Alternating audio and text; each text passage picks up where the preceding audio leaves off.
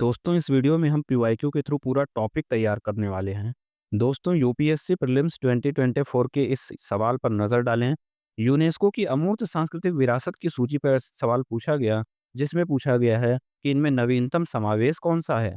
तो इसमें 4 ऑप्शन है: छऊ नृत्य, दुर्गा पूजा, गरबा नृत्य और कुंभ मेला। अब यहाँ पे अगर आप देखो तो सबसे लेटेस्ट में ये 2024 का क्वेश्चन पेपर है, उस टाइम में सबसे लेटेस्ट में गरबा जॉइन किया था यूनेस्को की अमूर्त सांस्कृतिक विरासत की सूची में।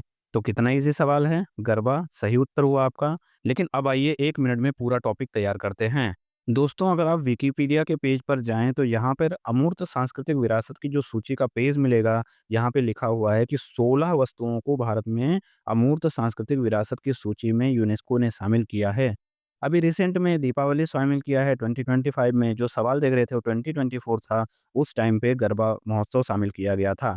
तो अब यहाँ पे देखते हैं कि 2008 में पहली बार इस सूची में 3 भारतीय तत्वों को शामिल किया गया था। ये देखते हैं सभी शामिल किए गए तत्व। तो 2008 में जिन 3 तत्वों को शामिल किया गया था, वह है कुटियाट्टम रंगमंच जो कि केरल का है, वैदिक मंत्रोच्चार की जो परंपरा है, रामलीला जो रामायण का प्रदर्शन करते हैं उत्तर भारत में, खास तौर से भगवान राम के जन्म पर आधारित, ये 2008 में 3 स्थानों को शामिल किया गया था। इसके बाद उत्तराखंड के रम्मन गढ़वाल हिमालय के धार्मिक नाट्य प्रस्तुति को शामिल किया गया। छऊ नृत्य को शामिल किया गया जो पश्चिम बंगाल, झारखंड और उड़ीसा जैसे क्षेत्रों में होता है। राजस्थान का कालबेलिया 2010 में शामिल किया गया, जो कि एक लोक नृत्य है। फिर इसके बाद मुडियट्टू जो कि केरल का एक अनुष्ठानिक थिएटर है, उसको शामिल किया गया। फिर लद्दाख में बौद्ध मंत्रोच्चार की परंपरा को शामिल किया गया। इसके बाद आता है मणिपुर, जहाँ का जो संकीर्तन है, ढोल बजाने की जो परंपरा है, डांस की परंपरा है, उसको शामिल किया गया। इसके बाद 2014 में जांडियाला गुरु के थथेरा समुदाय में पीतल और तांबे से बर्तन बनाने का जो परंपरा है, उसको शामिल किया गया। और इसके बाद नवरोज़ उत्सव को 2016 में योग के साथ शामिल किया गया। कुंभ मेला 2017 में शामिल किया गया। कोलकाता का दुर्गा पूजा 2021 में शामिल किया गया।